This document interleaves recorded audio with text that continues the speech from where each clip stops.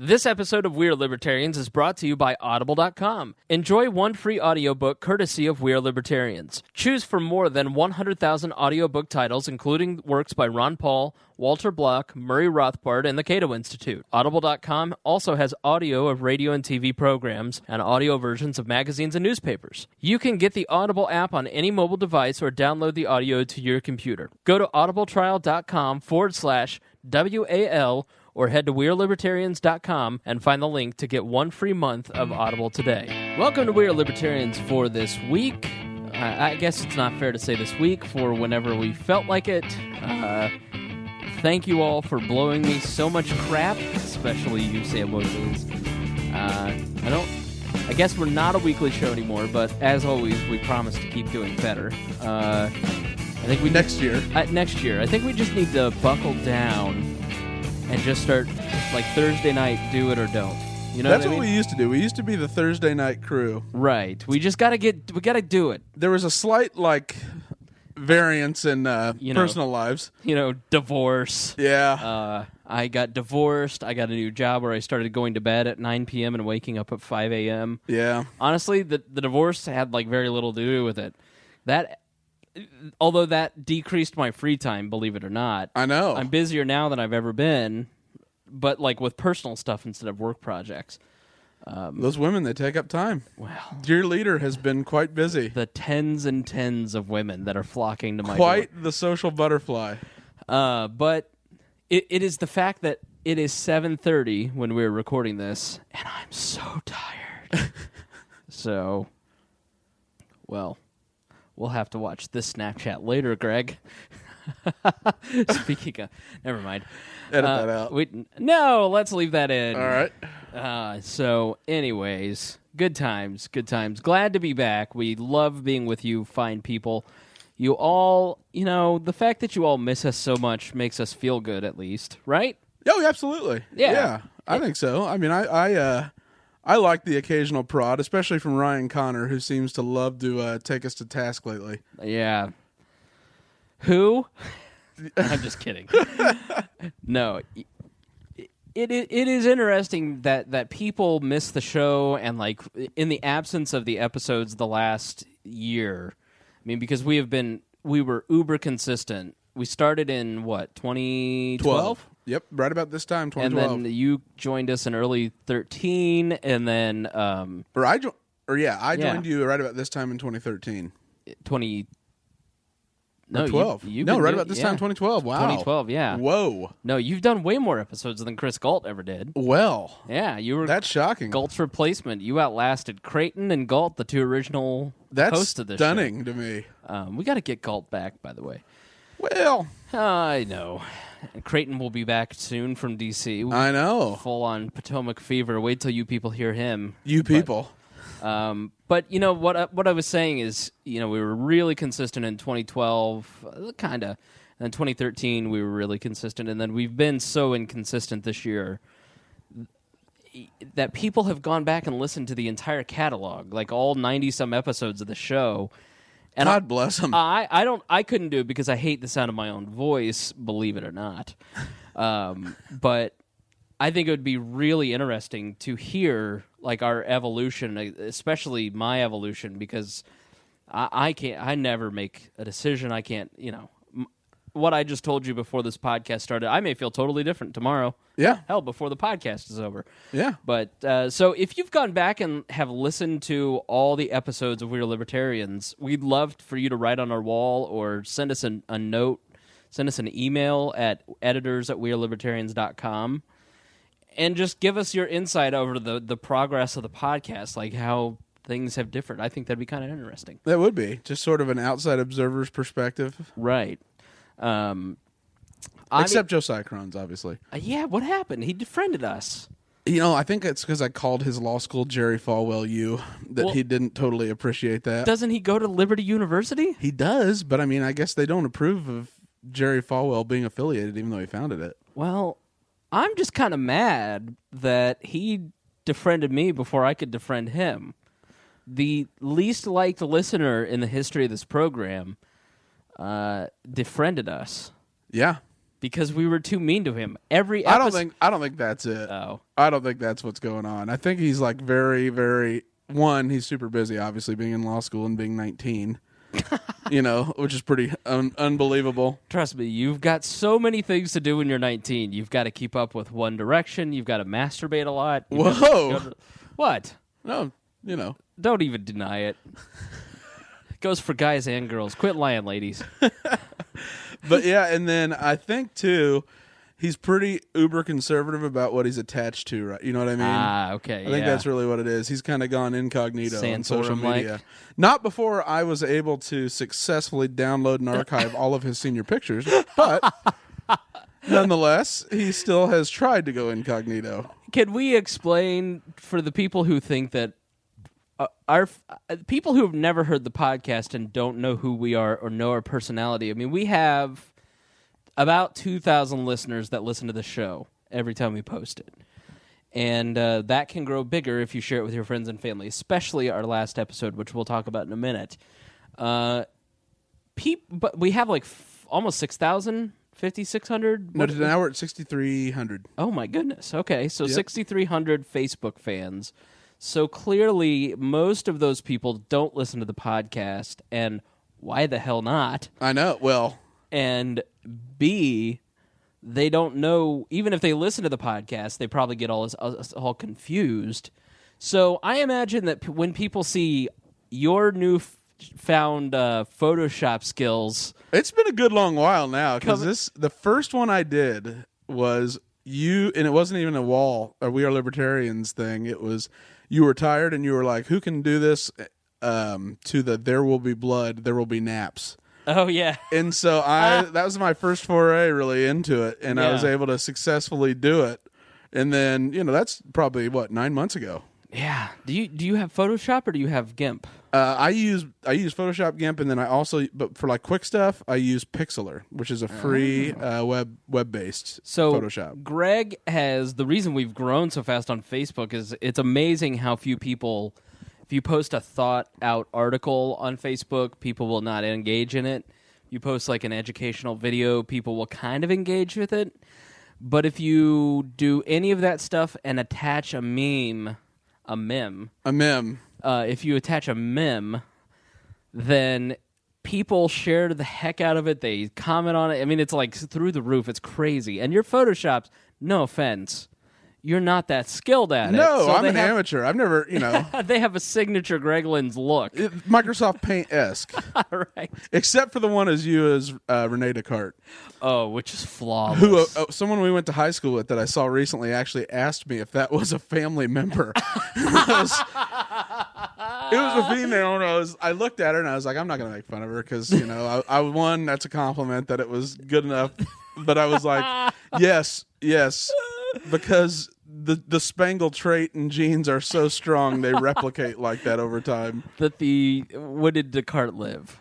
Oh, God, it would have been, 1600s? Yeah, 1700s? So the 1700s, those glasses existed in the 1700s, yeah. So you got to go check out our Facebook page, and my voice is cracky tonight, so sorry, but you go check out our Facebook page and check out Greg's fine Photoshop work, most of which features the new Libertarian LOL cat, Chris Spangle.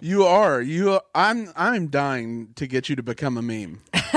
I want you to appear on like Live Meme or Meme Creator, Img Flip, Quick Meme, any of those. I want it to be a standardized thing. And I really thought the one that was going to do it, but it didn't get much traction, was you as Kim Kardashian in her latest paper magazine photo set. Oh, that of all the ones you've done, there have been a couple that there's a couple that I told you can't post. Yeah. There was one that I should have told you to take down where I was featured behind Justin Bieber. That was on your personal wall, though. I didn't put that out on So there's friendship memes and there's We Are Libertarians memes. If you want to see the friendship memes, which are truly awful, then try to request Chris Spangle if you can. You're probably maxed out, aren't you? I do a little, I go and I wish friends happy birthday, and then I kind of clean it out every day. So I'm trying to keep it under 5,000, but you can follow me too. But I pretty much, I'm at 5,000, so trust me, I take all comers. And then you also have another one that's just for games. Yeah, there's like 5 people. But when I played Facebook games, but I don't anymore. Yeah. I'm on to Clash of Clans. Hit me up if you want to be in my clan. Whoa. So, not with a like K? that. No. You've been Gotcha. watching too much Django Unchained. Oh, man. I watched that Django Unchained with... It's not Django. The D is silent. Oh, excuse me. That's what she said. I watched Django Unchained. It's on Netflix now. If you've not seen it, you have to watch it. It's brilliant. Oh, Christoph Waltz is, in my opinion, the most, or the outside of the guy that played Lincoln, Daniel Day-Lewis. He's the second best character, or method character actor I've ever seen. Leonardo DiCaprio was great in it. Shockingly, Jamie Foxx was amazing in it. Just a great movie. As despicable as Christoph Waltz was in *Inglourious Bastards*, you loved him that much in *Django Unchained*. Flawless. And the bag scene, you'll know when you get there. Hilarious. One of the funniest, most... I watched it with a young lady, and she could not... Because nothing says romance like slave movies. And she laughed her behind off. Oh, it was brilliant. Yeah. And that's, Tarantino... This new revenge history porn genre that he's got going, I'm into it. Oh, I it's like catharsis. Yeah. It's what you wish would have happened, like Hitler getting shot, like Right. the *Inglourious Bastards*. I felt so good walking out of that movie, and I really shouldn't. It was death and destruction and people dying who were really just following orders, but at the same time, I was like, this is great. Just following orders. Yeah. So we can talk about books, or we can talk about our last episode. Which do you want to start with? Well, I know you wanted to talk about books, so why don't you go into that? So I had a massive book library, and not Unrivaled of anyone I know. Yeah, like 6-foot bookshelves. I would say 10 6-foot bookshelves. Half of those were double stacked with books. Mm-hmm. Easily 5,000 to 6,000 books. And over the course of this year, for 2 reasons. A, I've sold a lot of them to half-price books. If you're into history, politics, or religion... You are their history section. You go to half-price books in Greenwood, Indiana, and or a little bit of Avon, and you will see my name written in one of those books, I'm sure.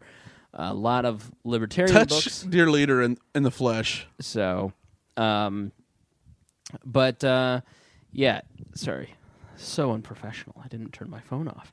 But, so I have sold, and I'm down to 2 6-foot bookshelves, mostly double stacked, and I'm winnowing that down even more. So, and I love books. I love buying books. I love collecting books. I learn just from buying books, and, I don't get a ton of time to read, but I love books. Like, it has been the thing that I have collected. And you're a hoarder. Yeah. And so I sold them because I needed money, because anybody who's been divorced knows that going from 2 incomes to 1 income, having a roommate to not having a roommate, having a crappy car to having a nicer car. Actually, a total life redesign. Totally, completely reimagining everything in your life. It's been financially tight this year, and I sold a lot of my books, and it's probably $1,000, $1,200, $1,300. Yeah, I could have made way more had I, put them on done Amazon, on Amazon or eBay, or sold them personally, but had a garage sale. But even like I had this collection of this Britannica collection, the Annals of America. And it was like every first-hand document in this like 17 volume. It was like one of my most prized possessions that I got at the library in Plainfield for $5. I sold that. It's like, wow. It's like stuff that you got rid of that. I sold it. Did you get rid of my Christmas present from last year? I did not. That's the next cut. That may not make it. May not. There are a couple things that I have that I'm like, I really want to sell this, but I got this for Christmas at 15, and like this person, if they come in and they see that this book is missing, then they'll have their feelings hurt. But No, there are, and your book is not amongst those. Your book is safe. It's on the top shelf up there. Well, Your book made top shelf. all right. But the second reason is space. Moving all these books from my mom's basement to here was ridiculous, and it takes up a ton of space. And the third reason is I love reading on the Kindle, so I'd rather just read off of Kindle. The other part of it that I think is applicable to our listeners is the fact that the way that I consume information has totally changed. So 5 years ago, 10 years ago, 15 years ago, when I was, a teenager, I would sit and finish a book in a day. I loved to read. But I learn just as much stuff now from podcasts, from listening to radio shows, listening to Audible books, and just browsing the internet. I find that it's hard to read a book anymore. It's really difficult. It's really, really difficult to settle in, not think about what you're missing out by checking your phone, by, for me, I'm a news addict, so not checking, my just specific Reddit news account, which has tons of subreddits, and, they update so frequently, and I feel like I'm missing out for some reason, even though I'm not missing anything. Mm-hmm. It's really difficult to do anything that takes extended amounts of hours and concentration without getting consumed with information that you think you need to check. And it's almost like a anxiety. Yeah, there is definitely a tech anxiety. And there's a term that has been coined about this that I totally am spacing on.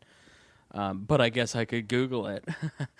That this is like a new phenomenon. It's that people miss their cell phones. Like they become attached to it. And I have that same sense too, where if I don't have my phone near me, I think, what am I missing by not checking Facebook? And I have tried very hard this last year to kind of break that addiction, get away from it, get away from the phone, set it down, walk away from it. But I have a close friend, and she will just set her phone down and walk away for like 3 or 4 hours. Yeah. Doesn't care if anybody's texted or called or messaged. And you know that if she doesn't pick up, you're just not going to hear from her for like 3 or 4 or 5 hours. Who does that? I know. You know what? I love that, though. Right. I really do, because you're such a hostage to your cell phone nowadays, especially with other people needing things, wanting things, questions, and or they can spin themselves into a frenzy thinking you don't like them anymore if it's been an hour and they haven't heard anything from you. It's unbelievable. Oh, definitely. It's It is and it's not one thing. Okay, so I get very few phone calls.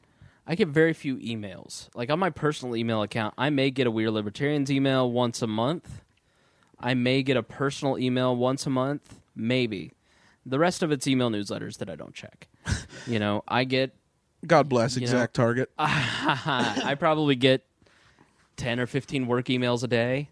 Oh, yeah. The rest of it is Facebook chat, which I get a lot of those. Thanks.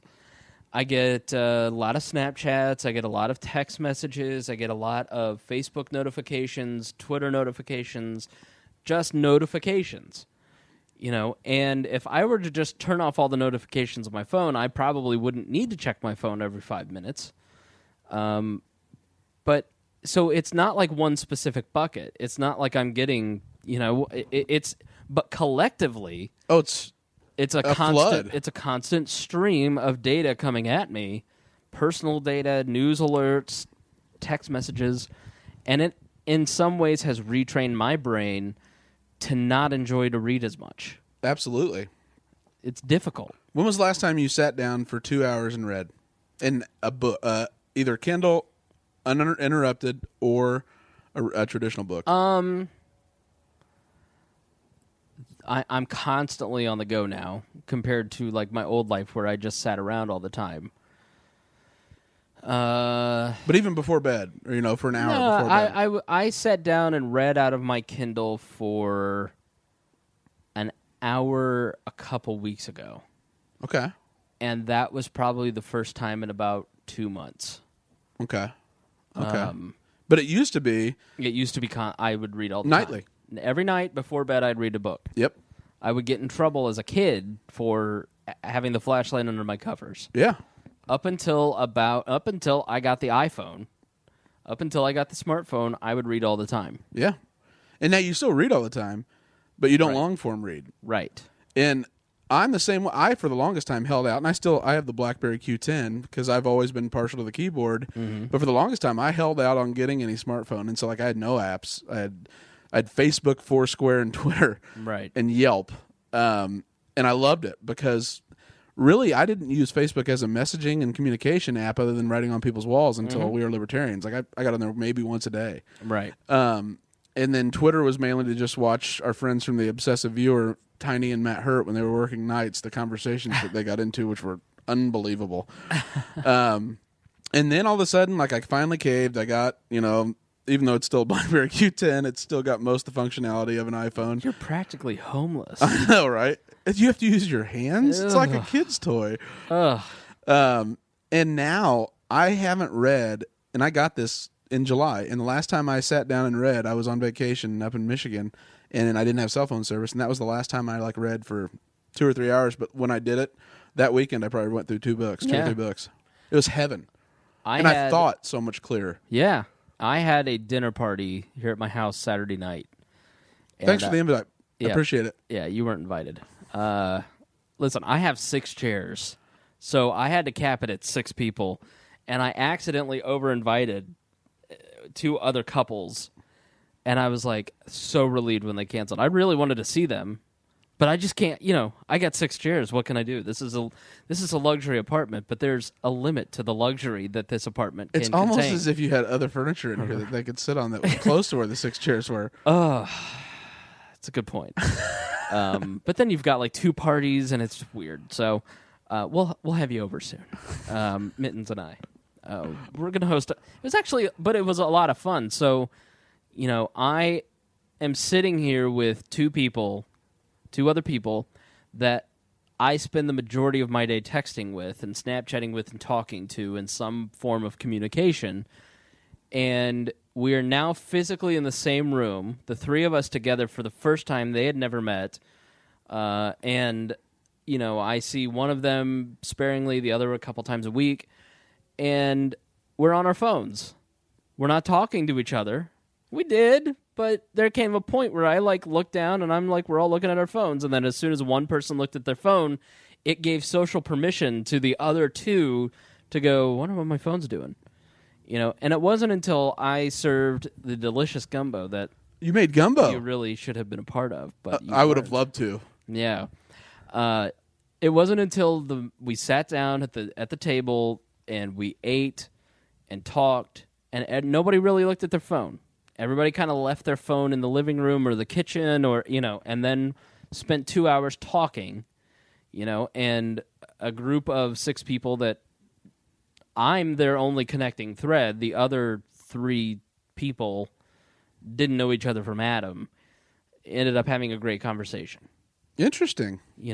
But had we had our phones at the table, there was a point where I got up because I heard my text alert. I sat down and everybody else got their phones out. Because I got up and brought my phone over, everybody else did too. And that was the end of the party. Was it? That killed it. That ended it.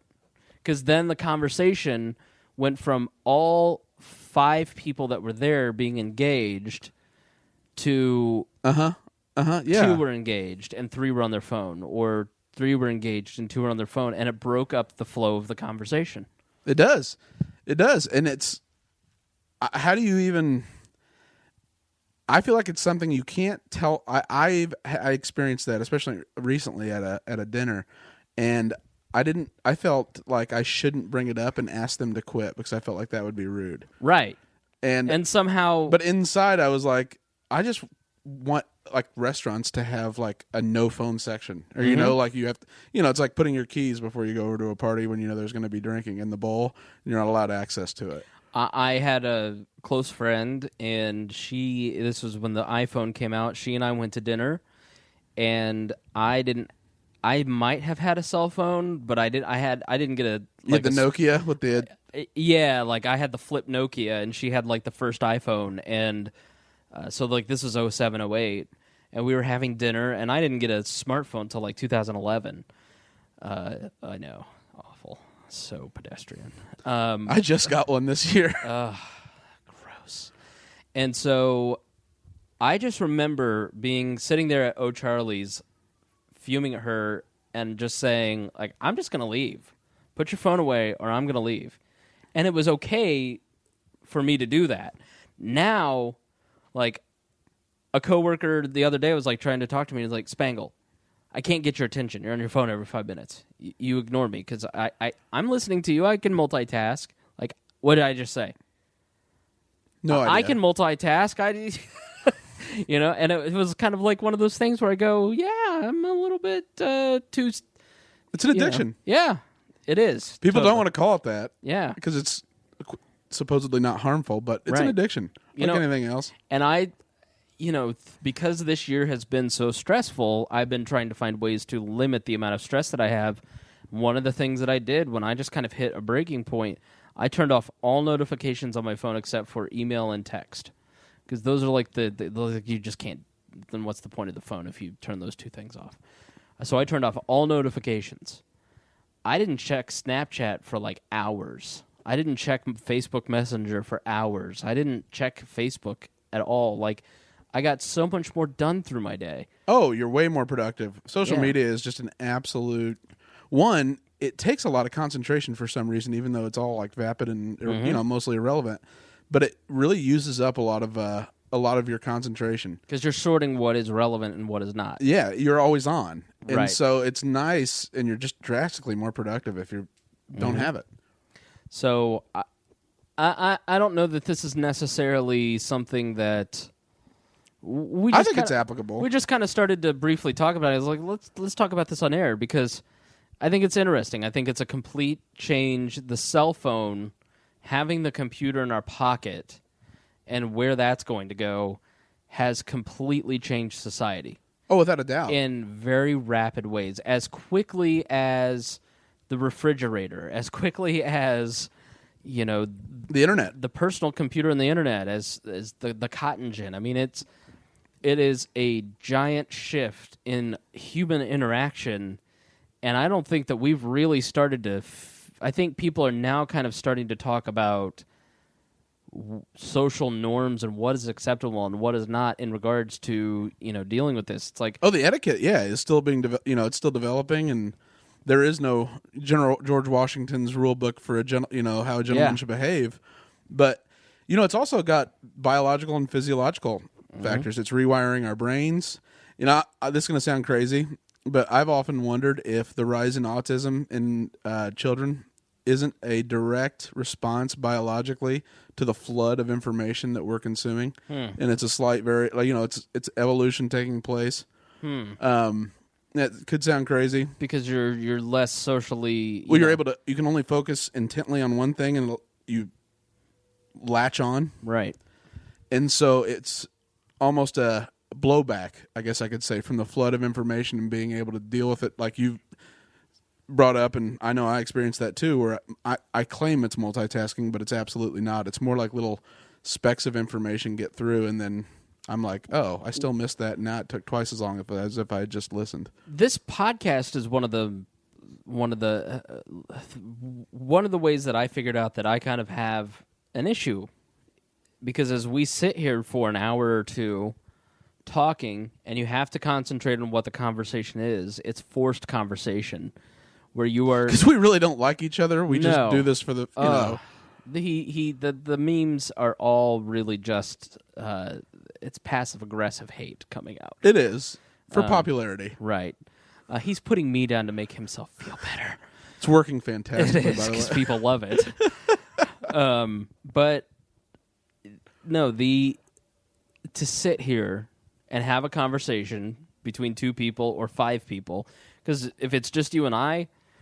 Or one other person, that's great. But then when it's five people, it's harder to concentrate because then it's, then I'm like an aircraft landing aircraft Yeah. with cones, especially if Maya's here. Good grief. Well, that's just like you're more like a jumping on the bomb. Like, you know, you're the person jumping on the grenade, trying to keep it from going off. I'm your human shield. Exactly. So sitting here for 2 hours talking, my phone lights up, your phone's on, my phone's on. Our phone is lighting up every 2 minutes. Mm-hmm. You know, I got a text message. My brain says, oh, that's from this person. That person is important to me. They asked me a question. I need to respond to that. But why is that person and the response to them more important than my conversation with you in person right now? Because of there's almost a hierarchy of expectation. Mm-hmm. You know, there definitely is. Like, the text is number one. Right. Without a shadow of a doubt. The social media would probably be number two. The email has become a 3 to 5 day buffer zone. Right. The phone call is immediate, emergency only, and it's an intrusion and if it's anything other than important. Yep. There's only a couple people that I have phone conversations with, and like anybody else, if you were like I called you yesterday because it was about something, and it was very important. Right. You know, it's don't call me, and God forbid you just show up unannounced to my house. I will shoot you. Oh, that's grounds for no more friendship. Yeah, I'm sorry. That's over. That's like, you know, it's ridiculous. That's like stealing from me. You're literally raping my time. You know, and it just sort of shows like there's a weird premium on our time now, but it is to the collective, not to the individual. So I owe my attention to my collective group of friends that I have collected on these social networks and that I access via these devices, and I value that more than I value the one-on-one time with the person I'm in front of. And the reason, though, why is because it's reciprocal. You want that kind of instantaneous response. You want that picture that you get posted and tagged in to go get 100 likes, and everyone should see it. Why didn't you see it? Did you know, at a social conversation, did you see that meme that so-and-so put up of me? Oh, you didn't? That means you're not following me, or maybe you, you know. You unfollowed me. A person put up a status, and she was really bummed out that, like, she's like, only, like, 2 people like that status. It's like her self-worth is now tied into how many people like her status. So it's vastly changed. And I have a ton of people that I talk to on a daily basis that I've met once or never have met in my life. You know, Josiah Crones, we've never met this person in our life. Thank God. I'm glad because he sounds awful. Mm-hmm. But, you know, like Aaron Ewert, I don't know if I'm You haven't saying met that. Aaron? I've met him once. Wow, I would have guessed you guys had been lifelong friends. Exactly. Because we Snapchat and Facebook with each other like every day. And no one loves to give me ideas of putting you in embarrassing situations like Aaron Ewert. Yeah. And we've met one time, and it was for like 10, 15 minutes. And the conversation, because like online, it's funny and great. In person, I don't know, Aaron, I don't know about you, but it felt awkward. It was like, well, what do we say now? Because online, it's different. We can joke with each other. It's grounds for sarcasm. But in real life, it's like, I've got to be respectful towards this person and not make a joke out of everything they say. You know what I mean? Like, yeah. I don't know. At least that's how I felt, because like we have different roles in person. And so a lot of changes in personal interaction. We want to just give you some things to think about. And I think it's changed the political process, and I think it really has made it much more difficult to change people's minds on policies and where they stand on things, because the 50s, 60s, it was magazines. It was essays. You used to see collections of essays. Even Christopher Hitchens, that just died, came out with a collection of essays after his death, his publisher did. And they were 8 pages, 9 pages long. Brilliant. Incredible. Right. Yet, I don't know that I could sit down and get through one.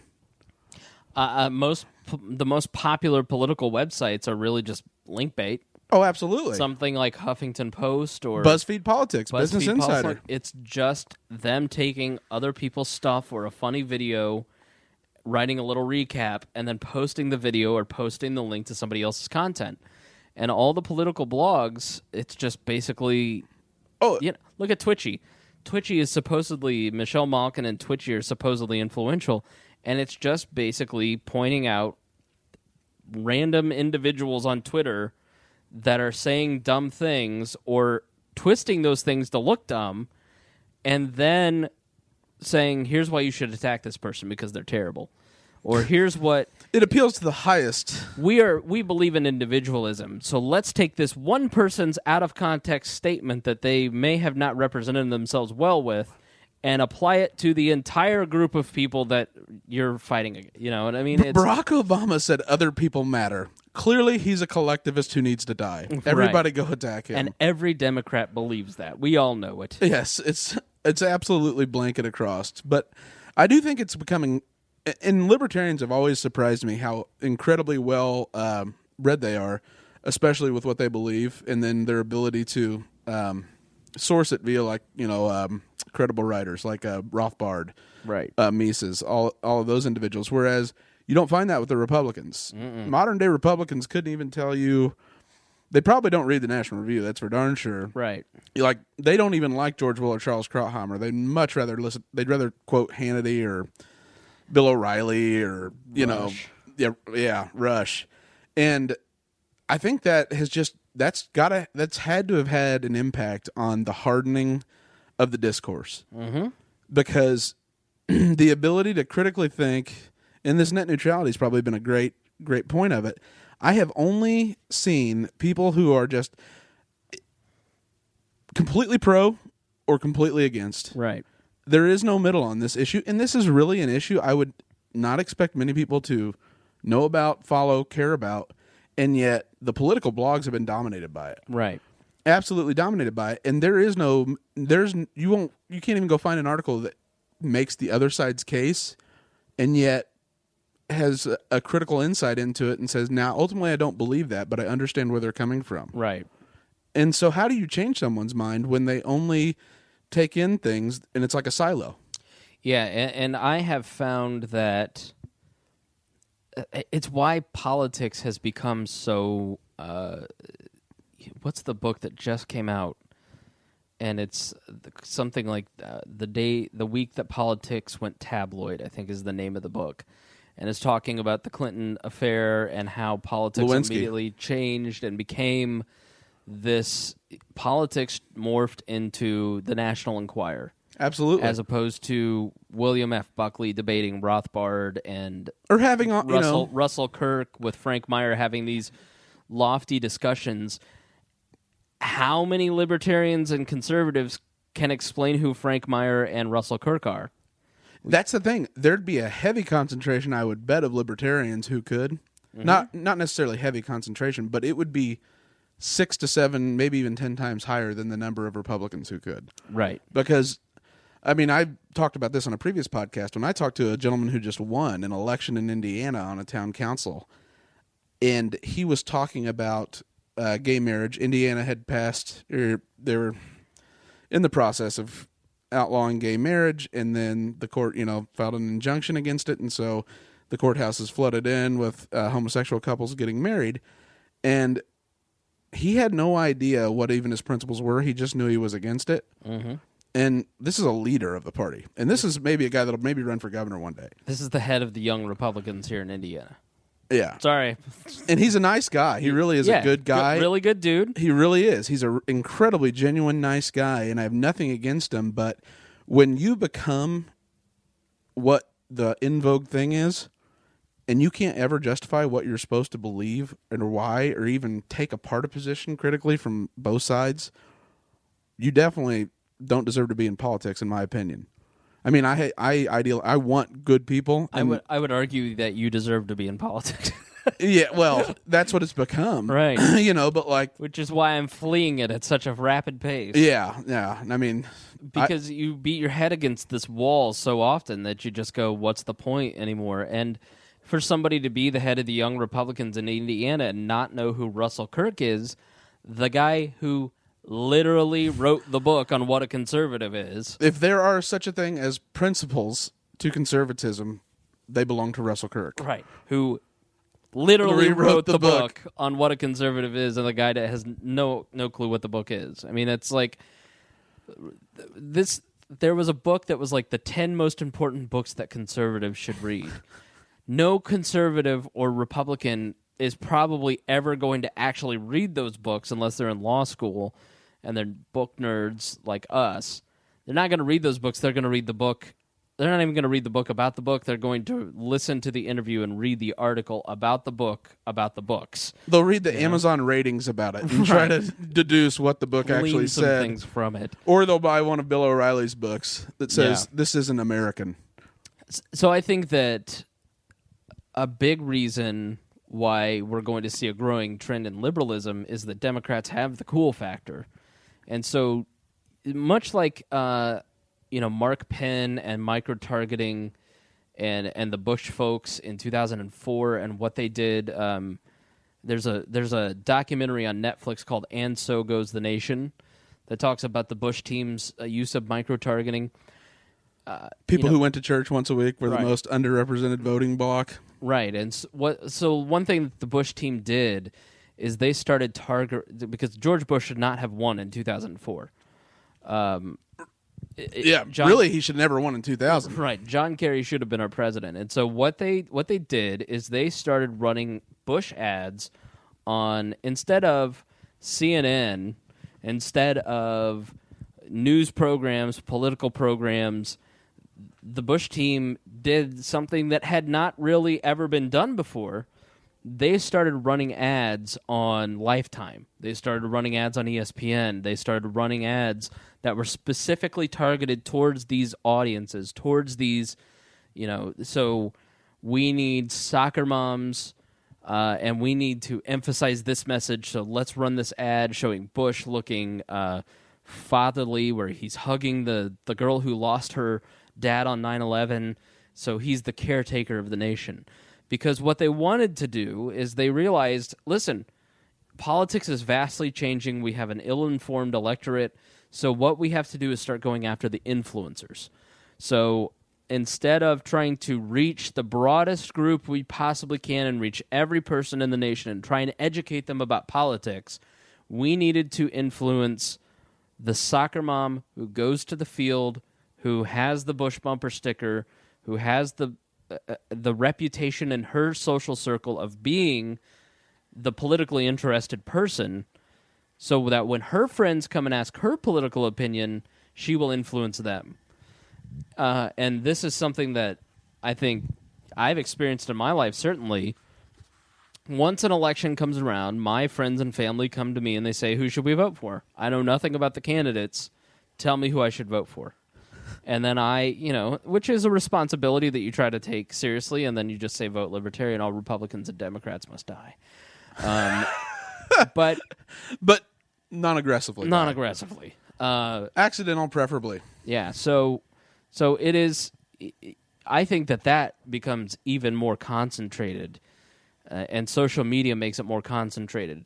And I know that I've probably swayed several of my friends towards thinking the way that we think, because me, you're a great example of it. I didn't, even if I hadn't put you on the podcast, we would have argued because we would have become better Facebook friends. And then, Hannah, my friend Hannah, that's been on this podcast, who is the scumbag Republican that was like, we need to ban all abortions. Yeah, like she was one of the people that was here Saturday night, and she's like, you've ruined me. I'm voting Libertarian. I just can't think of it any other way. I just can't defend Republicans anymore. That's what happened to me. And you know what's interesting? I thought about this on Election Day. When I was a Republican, and I was a Republican from 18 to 2008, I guess would be the last time that I'd really say I was a Republican. So for 4 or 5 election cycles, I was a voting Republican. I didn't vote for a single damn Democrat. I was proud that I never voted for anybody but a Republican ever.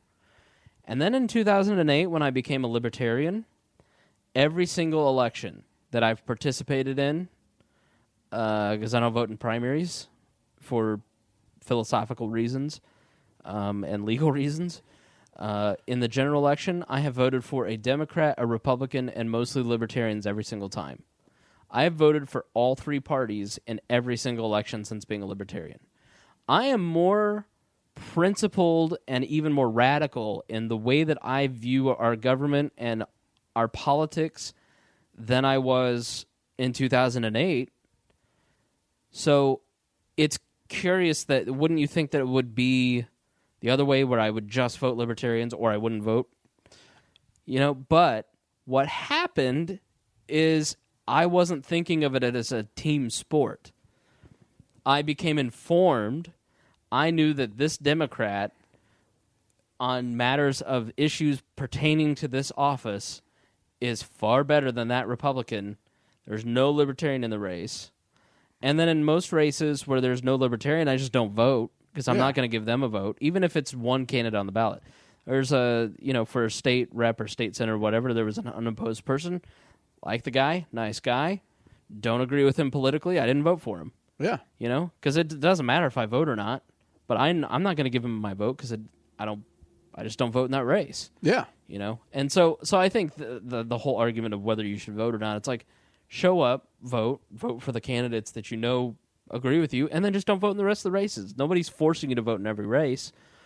But because I became more informed, and because I became a little less ideological is not the right word because I'm more what's the not draconian? Is it draconian? I don't know what the word. You became more exacting on what you expected or what you required of people to actually earn your vote of support, as opposed to thinking I'm going to support the team. This is my tribe. And I'm going to do everything I can to get my tribe elected, as opposed to, wow, this stuff actually really matters. Yeah. And it's actually really important. The question is, and this is what always bothers me, is, like, for instance, in Indiana, we have a Senator, Joe Donnelly, who, if you put him in California, he'd be the equivalent of, like, Rand Paul or Ted Cruz. Like, so if you put Joe Donnelly in California, he'd be Ted Cruz.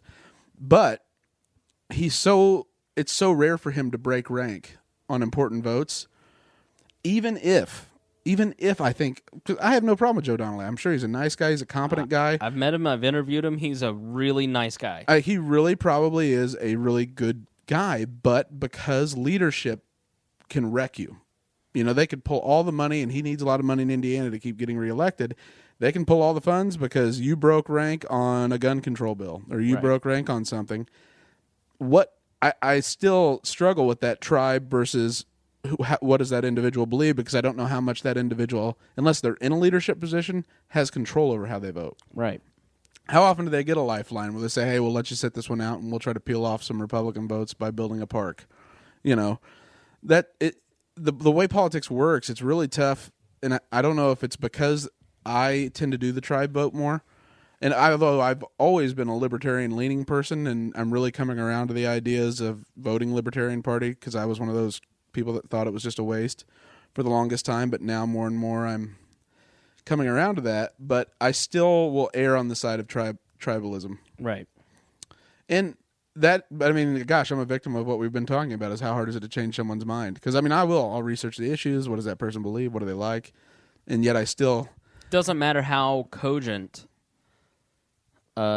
Reason Magazine is for Greg Lenz. Oh, I love it. Unless a Maya is standing there in front of your face, challenging your assumptions, and this is why I couldn't be a conservative Republican anymore. I had to be a libertarian Republican or a libertarian. I couldn't deny that I didn't know anything anymore, and I had to learn something. And when I learned, I figured out I was a libertarian because I couldn't defend Bush anymore. I couldn't defend Republicans. And it was because I had the shame and the guilt. When someone would try and argue with me and I couldn't defend my position because my talking points were so thin because they were just copying off of what Rush said, I know I don't have facts to back this up, but I know it to be true, which is really like the underlying current of what most Republican policies are built on. I don't have an idea of how to back this up, but I'm sure if you went and looked it up, it would be right.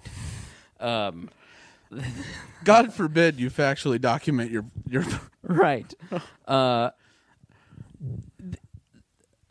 Because there was some social pressure on me, and I was embarrassed, and it frustrated me. It drove me to do more research, which then turned me into a libertarian.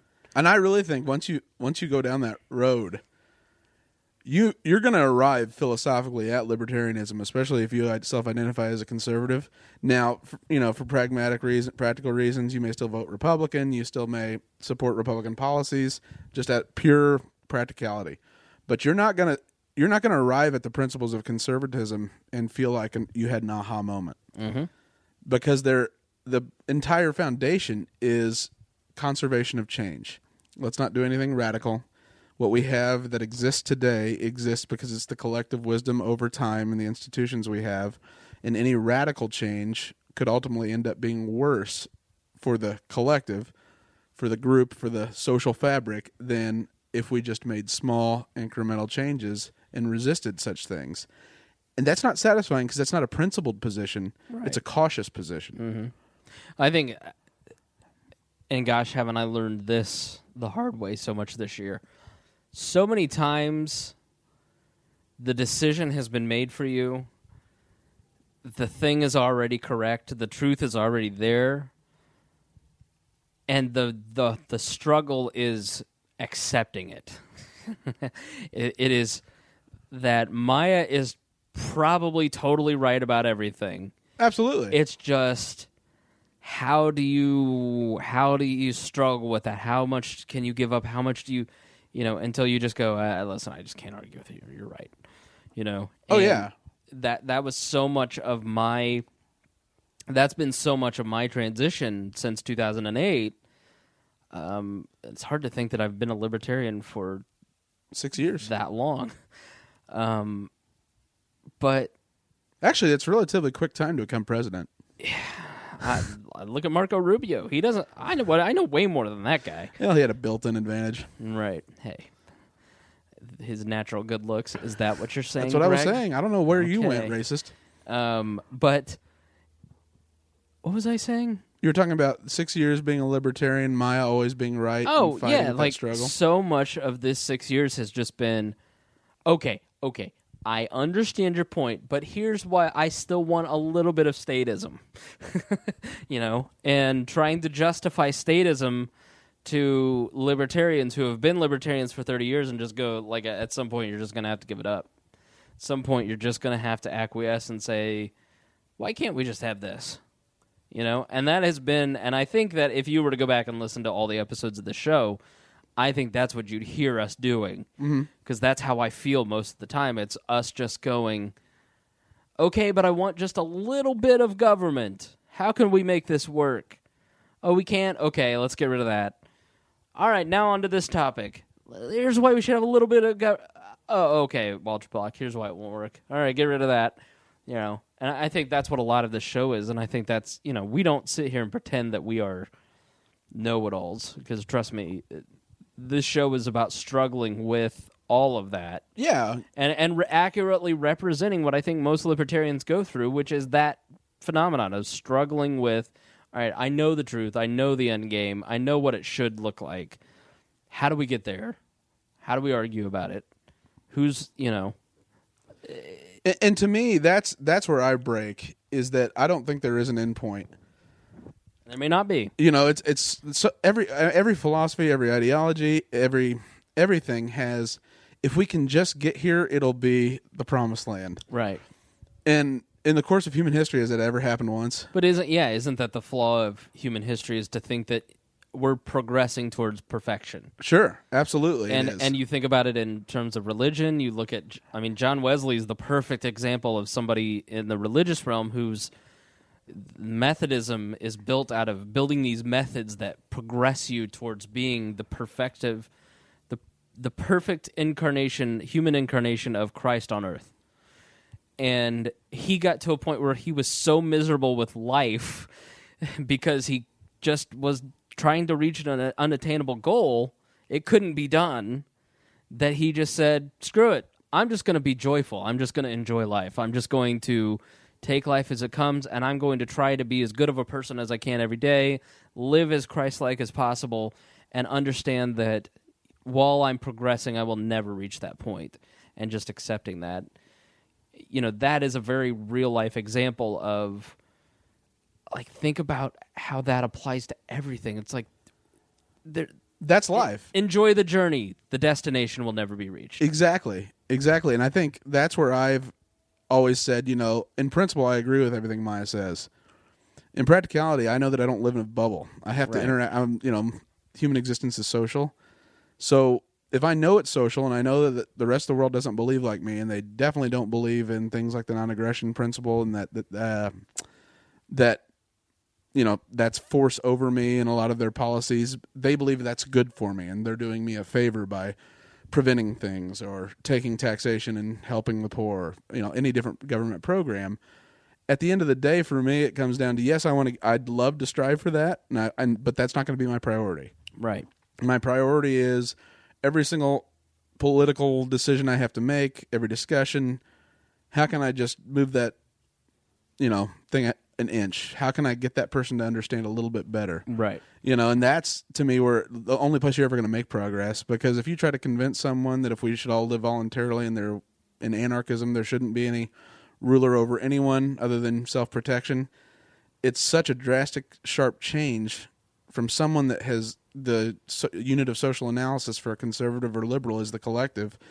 They can't even comprehend that you would be your own little individual kingdoms, and you wouldn't have someone to run to and say, hey, I was wronged.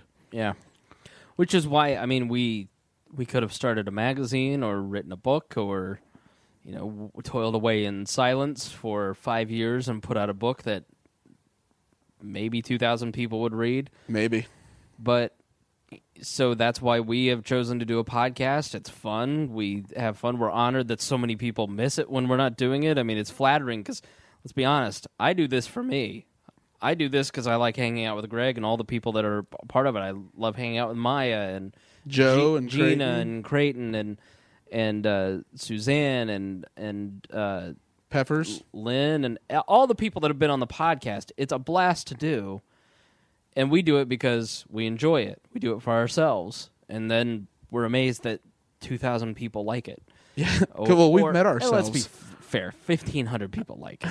The other 500 are not crazy about it. It's a pity follow. It's a one-off. It's a pity download. We get it. We appreciate it, even though you'll never hear this. Using the fact that people are going to learn through podcasts. People are going to learn through blogs. People are going to learn through memes. People are going to hear the libertarian message, and taking advantage of the new media and the way that we're working in this new social world to advance libertarianism just a little bit. Yeah. It's just a little push each time. And even while we ourselves are progressing and changing and thinking things differently than we did a year ago. Oh, absolutely. Absolutely. This has been one of the most rewarding experiences I've ever had, especially intellectually. Oh, that's sad. Well, I was the know-nothing conservative. Mm-hmm. I knew what my party leaders told me. Right. I knew what I thought was good, and I knew a little bit of political philosophy from studying it in college. But libertarian philosophy is so rare to encounter in your life that I remember I was asking you guys, at first, where do I go to even find this? Right. I was like, what books do I need to buy? And then you go to Mises.org and you're like, I don't know how I'm going to read all this. Yeah.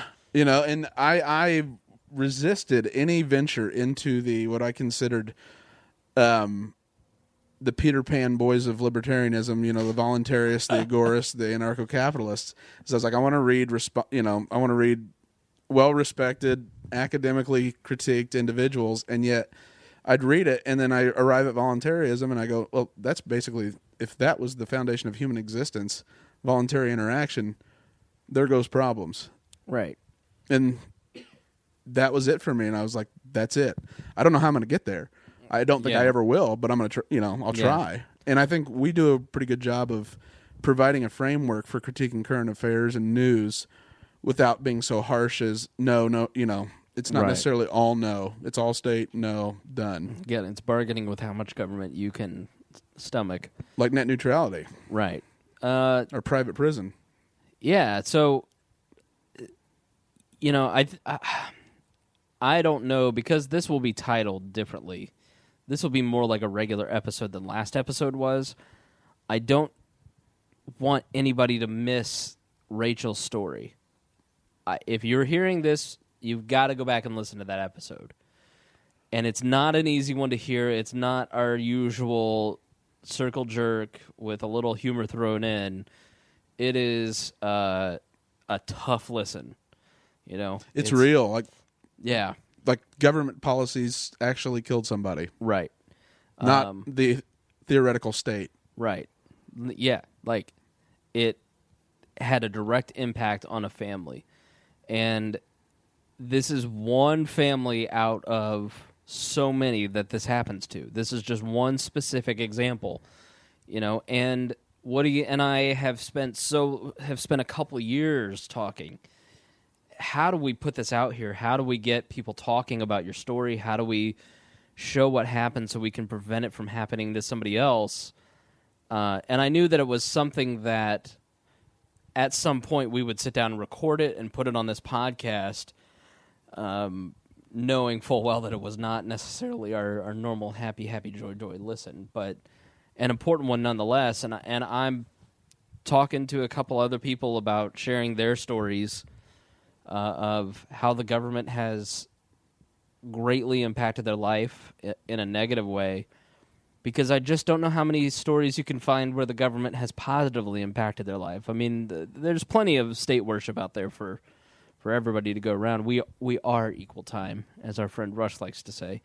What kind of reaction have you had to the last podcast from listeners? I know people don't talk to me; they come talk to you. And well, I mean, I just get reactions of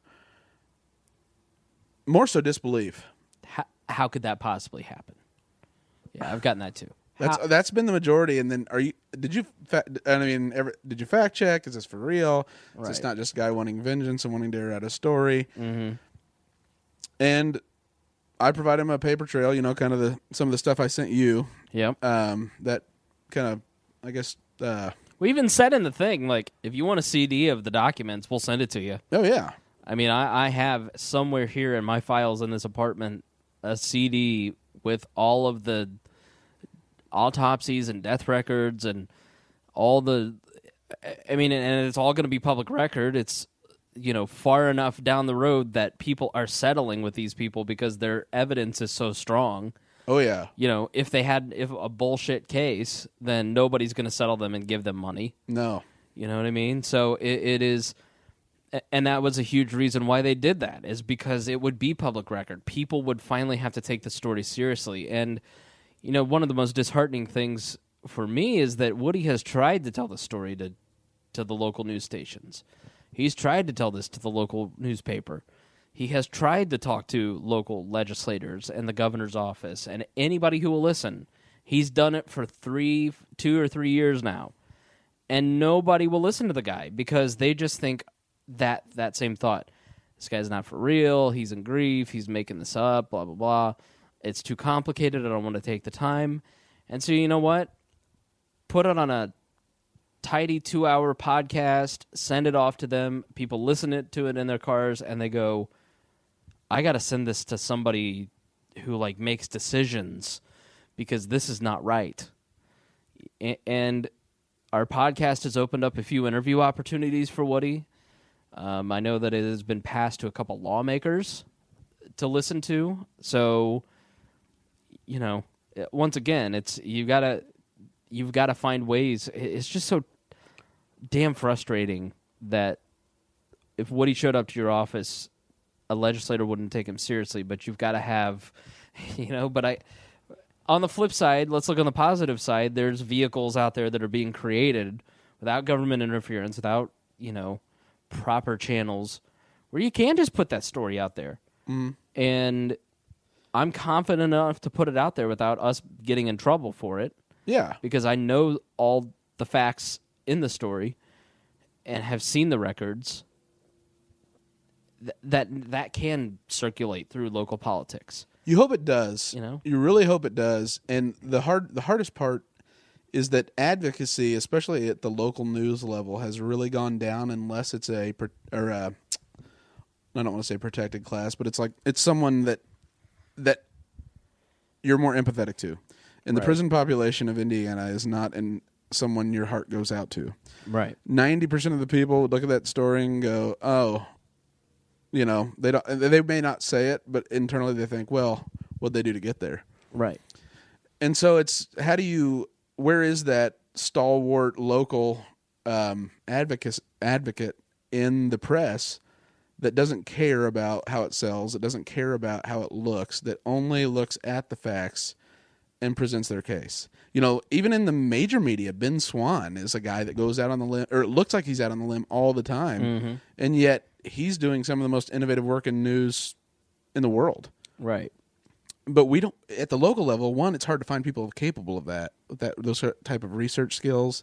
You almost have to have an attorney's training to present that type of case. Well, the other part of it is that on a national level, there's so many stories and there's so many,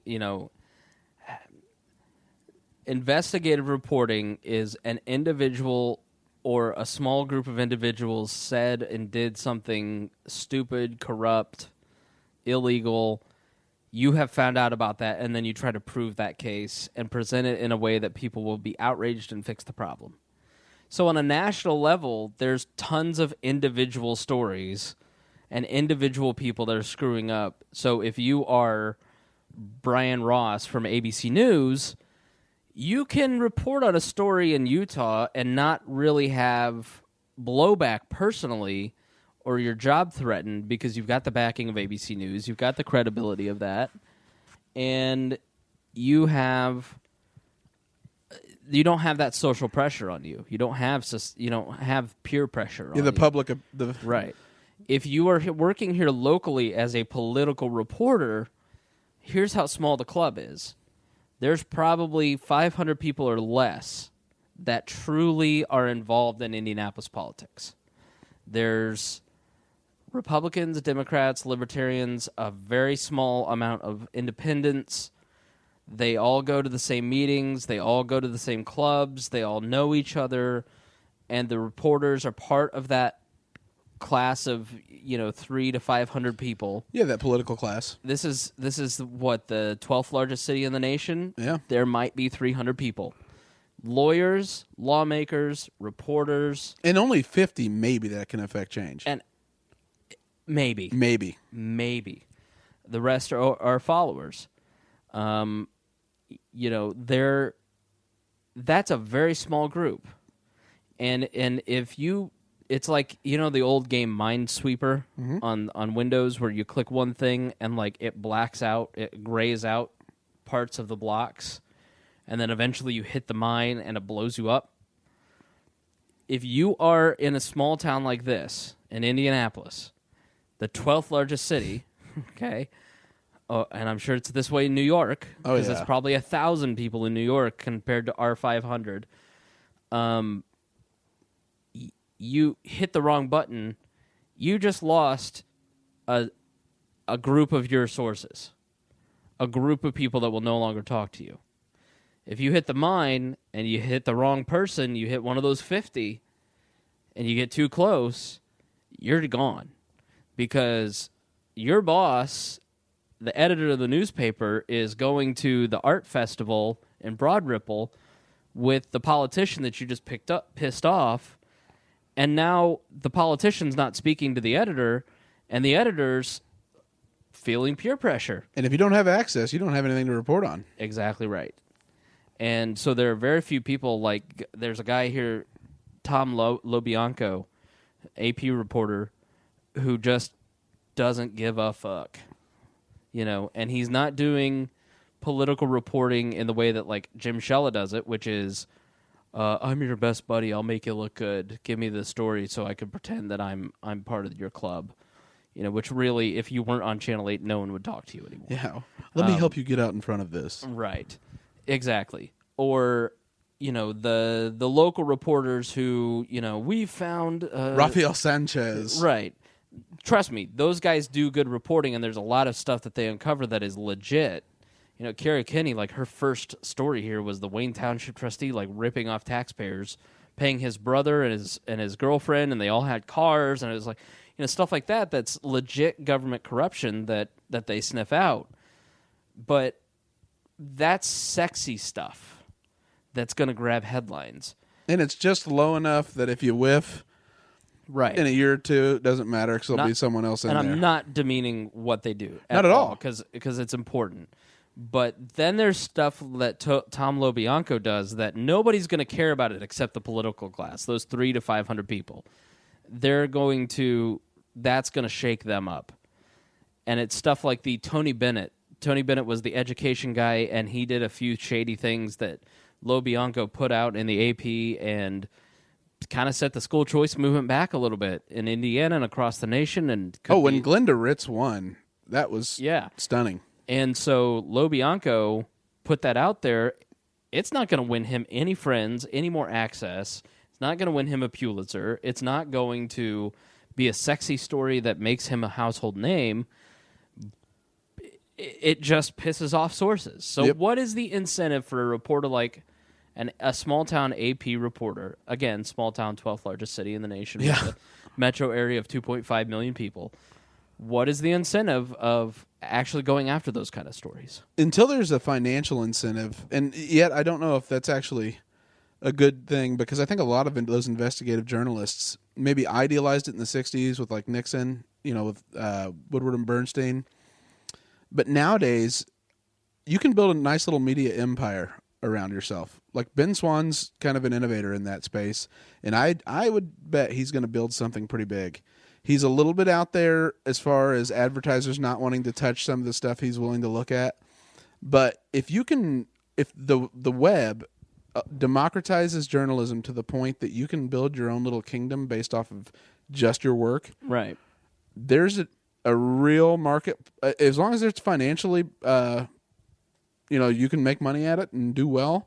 I think you will start to see a transition away from the glad-handing and access type of reporter to the investigative. But we have to create the right incentives and business models. Yeah, it's all about money and business model. I mean, I work for a nationally syndicated radio show, and my job has gone from pure content creation to, hey, how do we monetize this content?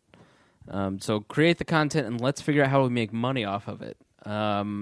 And that's an interesting place to be, because I've always looked at it through like, how can we libertarians make money? How do other podcasts make money? And trust me, the way the podcast, I may have made $200 or less off of this podcast. Not made, you receive that in revenue. Your expenses are drastically higher than that. Right. What this has cost me has been outrageous, but I don't mind because it's my hobby. It's fun. So people are like, when's the new podcast coming out? It's like, I don't know. Whenever I feel like it, because it doesn't make me money, you know what I mean? So it's very difficult to make money in new media if you don't have the audience, and you can't get the audience without the revenue. And so it takes a very long time to build an audience. We're doing really well with 2,000 listeners. Oh yeah. With spending, how much have we done in advertising? $100, $200? I'm not sure. I just left it on, and just as long as we keep gaining listeners, just leave it on. I forgot you're wealthy. No, I'm not wealthy. It was like, we'd been stuck and made some progress, and yet I was like, we have such good content. I know that if we just get a little more exposure, right? And sure enough, you get like 1,000 likes in over a 2-week period, right? Yeah. So it's a very, very slow build with very little payoff, and the business model, I just don't. We have had conversations. How do you monetize it? How does Ben Swan monetize it? How do you make money off of it? And when I try to explain how new media makes money, how does a Leo Laporte, how does a Mike O'Meara show, how do all these podcasts that make money, how do they do it? And I explain that to the people that I work for, and they're like, that's just an unsustainable, ridiculous business model, and that's never going to creep in here because that doesn't work. And they're like, now go call Chrysler. Yeah. You know what I mean? Yeah. So leave the head-on spot on your forehead, head-on, or your Billy Mazes of the world, get that out of here. Let's call Chrysler now. Yeah, You know what I mean? but ultimately, that's a dying. That's a cash cow that's being eaten alive slowly but surely. Look at this year; they can't even. The Super Bowl ad sales are lower than they've ever been. Yeah, I don't know. Media is, and trust me, we're making it at work. We're not making it here, but at Weird Libertarians. But we'll figure it out. Somebody listening to this has a lot of money. I'm sure Martha Stewart is a big fan, and she's going to cut us a big check any day now. But I mean, I don't know if it's necessarily that is until the advertising industry really decouples from eyeballs to likelihood and intent of purchase, and really that micro targeting. Yeah. When it goes to that, when the money floods to that, is when there'll be a big shift. Mm-hmm. But that takes a while because then also. Is your little niche a critical mass? And how engaged is your audience? Exactly. Because I'll tell you what, with an audience of 2,000 people, if we could bring you a sponsor where all 2,000 of you will respond, we'd make a ton of money. Yeah. And so I think it's just extra important in this day and age that if you enjoy a media outlet and they present you an advertiser, watch the commercial, respond to the ad if you really felt, it's much different than when we were kids and we're 30. Yeah. I am 31. You're 30. I'm 29. Oh, jeez, that's so gross. But no, I think that it's just extra critical that if you like somebody like Ben Swan, if you like somebody like an Adam Kokesh, if you like somebody like Mises or Jeffrey Tucker and Liberty.me, when they present to you a way to pay, whether it's through advertising or monthly subscriptions or whatever, do it. Because, man, if you like what Ben Swan's doing, then visit his advertisers or donate to his donate button or do whatever, or like Liberty.me with Jeffrey Tucker. Become a $15 a month member. Yeah, and then also, though, what I see is that there's the major newspapers, especially Sunday papers, have always been associated with how good they are with the quality of people they're able to syndicate. Right. That hasn't happened yet necessarily in the audio version of social media with podcasts. And right. It hasn't happened so much with writing either because as soon as it's kind of like search. So everybody thought the directory model was going to work with Yahoo. Then all of a sudden, people Google, Sergey and Larry create a algorithm that you're able to archive the entire web and direct people for what they're looking for. Right now, I don't know that there's a discovery engine that's even remotely close for what search, text search for audio. Mm-hmm. Look at Spotify. Look at not SoundCloud, but Grooveshark. A lot of the audio discovery medium or tools aren't very good. Apple iTunes Genius is terrible. I don't like half that music on there because they're not getting why I actually listen to the songs I listen to. They're looking at it from an algorithmic perspective of he likes these sounds. Right. Pandora is the closest thing to that. As podcasters, if I put a YouTube video up, it's a huge search engine based on your interest, and it also embeds automatically in social media, and so it plays. You have a higher chance of people engaging with that than you do anything else. If I post a video at work, it's going to get 3 times the amount of shares that a link would, and that's why we use memes. That's why we, I was trying to post article. I used to do the Daily Libertarian, and that'd get a few clicks. And then eventually it's like, it's not even really worth it because I get the same 10 hardcore people that click on it each day. And not that those people aren't important. No, they are critically important. You're not seeing any growth, so it's just kind of like, all right. I'll do it. I'll do it in a medium where, one, I get be a little more creative and it's more fun. And 2, actually gets us viral distribution. And so it's amazing to me, though, that the difference just purely in a picture with a, sarcastic or, just calling someone out for their hypocrisy or making fun of Dear Leader, it gets viral, or it'll get shared 100 times and end up getting 8,000 people that viewed it and 4,000 that engaged with it. If I put the MP3 of this, it won't embed, but it used to. It won't anymore. So, but maybe we need to move to like SoundCloud or something, so it's automatically embedded in Facebook. That's the key. Your mediums matter a ton. That's MySpace was critical for YouTube growth. All right. Well, we're talking nerd talk. Now we're talking about liberty. What interests us. Anyways, please share Rachel's story, share it with your friends, get the word out there. You know, I can back up what he said. He's got the documents. I've seen them. It's legit. And just because you haven't seen it on the 5 o'clock news, it doesn't mean that it's not legit. It is, just because it came from two jackasses with their own little podcast doesn't mean that it's not legit. And that's part of the reason that we created this, so that we could build a medium that will tell stories like Woody's.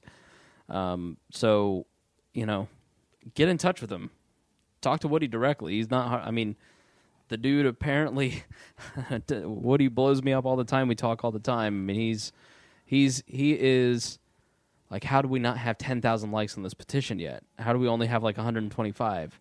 Are people not paying attention to the story again? Are people ignoring, you know? So seek Woody out. I've linked to his restaurant business, his phone, and his emails on there. Get in touch with Woody directly if you've got questions or opportunities, or you know somebody, a friend of a friend in the governor's office or whatever, or you just have done some research on Horizon and you want to help him out in his search.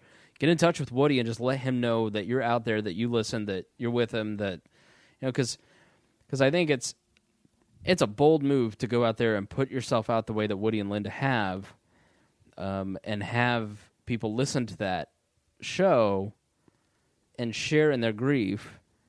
And so it's a little bit of a vulnerable place if there's not a ton of response.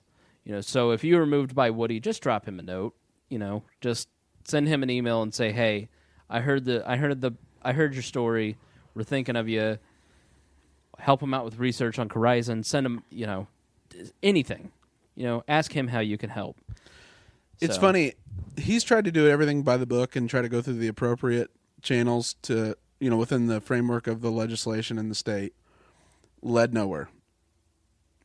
Wouldn't you agree? Or oh yeah, sorry, I was texting. Yeah, totally. And then now he's to the point. You know, that looks it was futile. So now he's moving over to this medium of trying to get noticed through. Well, I wouldn't say major media, but through our podcast, because How dare you? He's been shut out by the mainstream media, especially the local mainstream media, because they just haven't cared. Right. And so I was thinking about him the other day, and I was thinking about Edward Snowden too. He had probably researched, well, what did whistleblowers, like what success have they had? None. Going through the appropriate channels. What did they do when they tried to get people in the media to investigate? Well, they get shut down. State secrets. He did the only thing that was open to him, which was to create a splash, do something that affected his life forever, and, you know, set it on a different course, but he felt he had a service to do. Right. And so I look at Woody and I hope we can get it done through the regular channels, because anymore it's just so hard to get noticed with all the noise out there. And it's so hard to find anyone credible to pick up your baton and carry it and help you, you know, stop corruption. Right. It's almost as if you have to commit a crime on top of a crime that's happened to you so that the story gets picked up. Keep talking. I'm taking a selfie. Oh, you're taking a Dear Leader selfie right now with your cat? Aw. Yeah. Post that on Instagram. Sorry, I was distracted. What were you saying? Oh, nothing. You're good. All right. Well, did you want to... Let's, do we want to talk election recap? Do we have any interest there? Do we want to talk about the more government corruption in terms of civil forfeiture? Yeah, I think that you can talk. What would you like to talk about, Greg? I think we have to talk about the Republican sweep, just because it was "quote unquote" historic. You know, an epic wave of freedom-loving individuals all of a sudden coming to light and coming out of the woodwork and supporting the Republican Party. Right. Clearly, America has shifted towards Christian values, hatred of homosexuals, and tax cuts. Oh, they hate homophobia. No, right? No, they hate homosexuals. They are homophobic. They love and support homophobia. No, I meant America. I think they hate No, they hate homosexuals. Listen. The Republican Party does. More gay love. Okay? Yeah, more gay love. That's what we're in favor of here. We're Libertarians. The more gay love, the better. Exactly. Because ultimately it's still love. So what are some of the big storylines that stick out in this 2012 election? for me, 2014. let's say you host a podcast, and let's say you're totally uninterested in the 2014 elections, and you might have not read anything that happened in the elections. Talk to me like I'm that guy. I'm not. I'm well-informed and well-educated. But let's say I'm a dummy. Talk to me like I'm a dummy, Greg. What happened in the election cycle that was important? So the party of George W. Bush and George H.W. Bush Boo. won. Oh. Rather dramatic, rather handedly, which is quite shocking given that the majority of Americans would not have a favorable view of the Republican Party. Right. And so there were the Republicans were down, let's see, in the Senate, it was 45 to 55 Democrat majority. After this election, last Tuesday, it is right now 52 to 47 with one race still remaining, 52-47 with one race still remaining.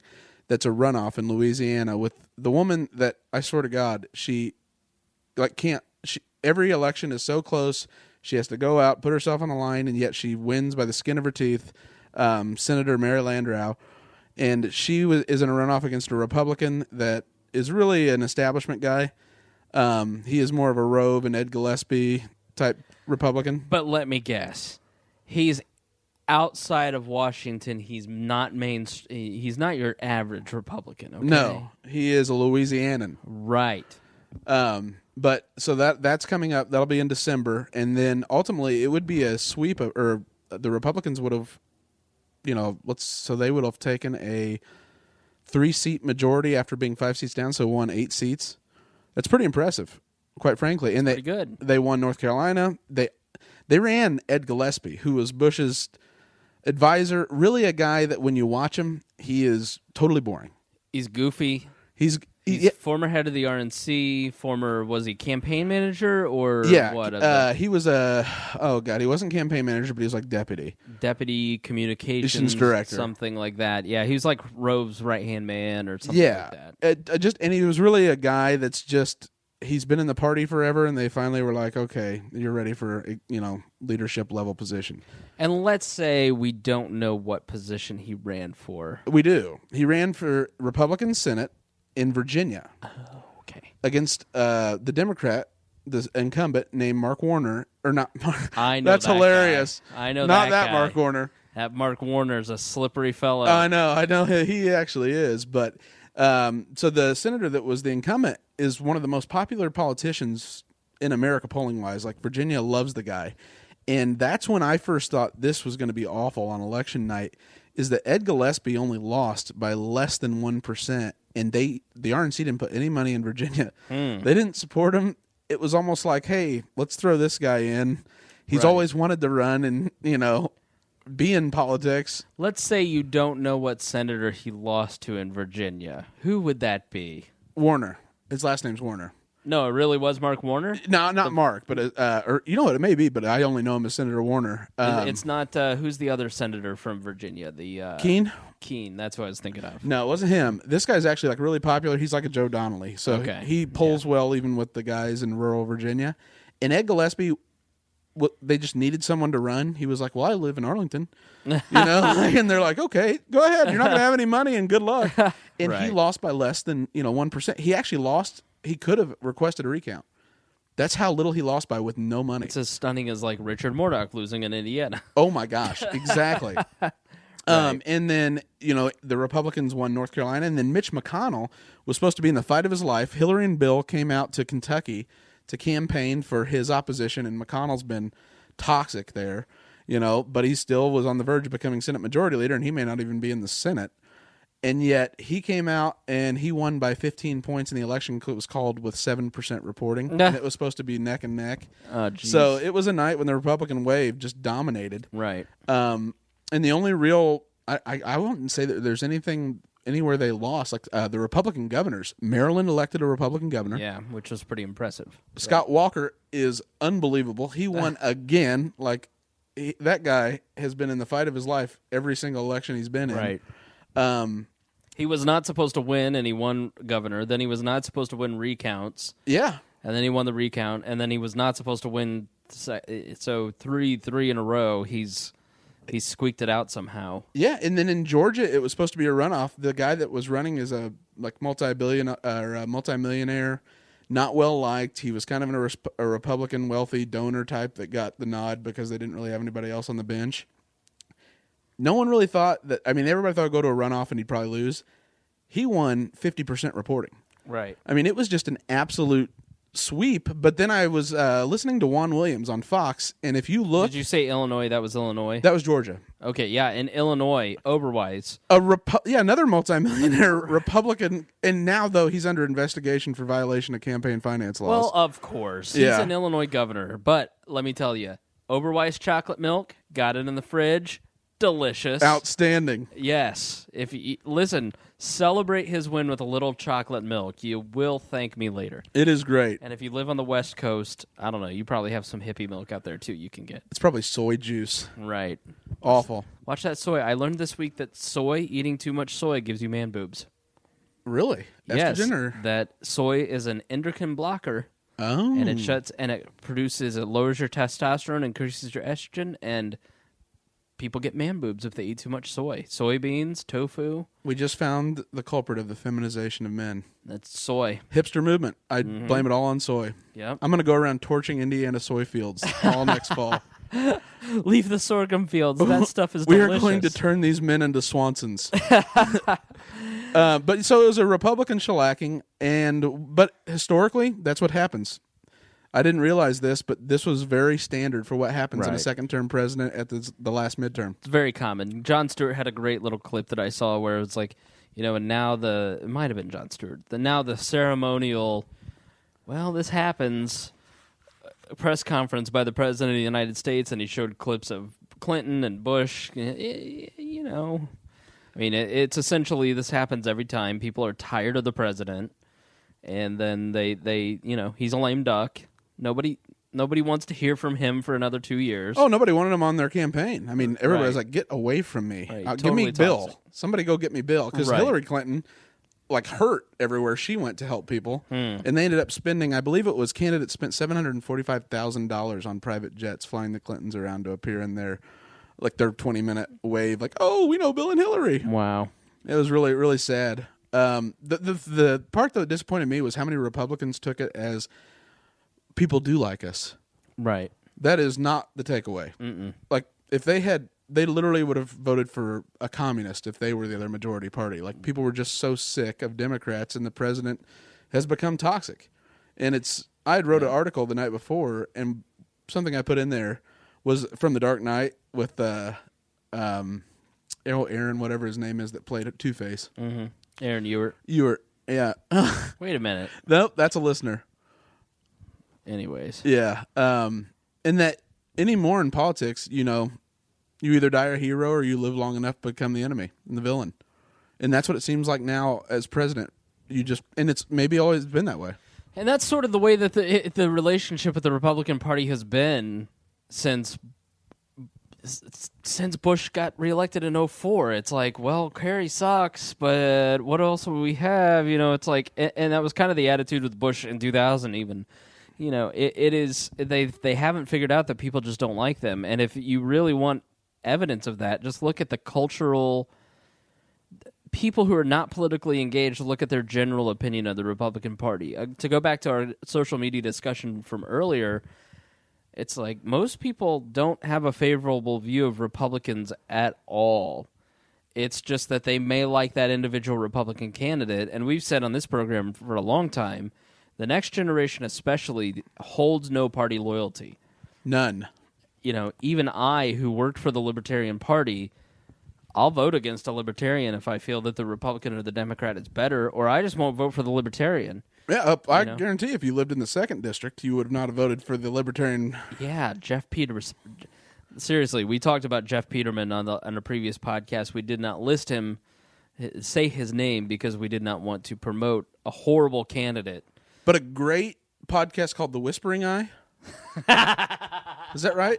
No, it was. Oh, damn. I forget what it forget was. what it's It was the called. Whispering I thought it was the Eye. Whispering Eye. Yeah. Oh, well. That dude, go Google Peterman with 2 N's and look at the drama that was in the Indiana 2nd District against Walorski. What a nightmare. But I did a little meme work in the comment sections of the local newspapers. I like to feel like I did my good deed. Yeah. It just... I am a libertarian. I contribute to the Libertarian Party of Indiana each month. I believe in what they're doing, but I guess I have party loyalty if that's what it means, and I'll work for candidates if I were asked, but I don't necessarily feel like at this point in life like I'm a party guy. You know what I mean? Yeah. Which is weird because my whole identity 2 years ago was go Libertarian Party. Yeah, and you know, especially given the jokes people make about you being president, and you're pretty much everybody on Facebook's that you're the libertarian I'm the libertarian friend. guy, yeah. You are. Right. And now to see even someone like that not really, I just did not care about this election cycle at all. Now, to be fair, nobody asked me to care.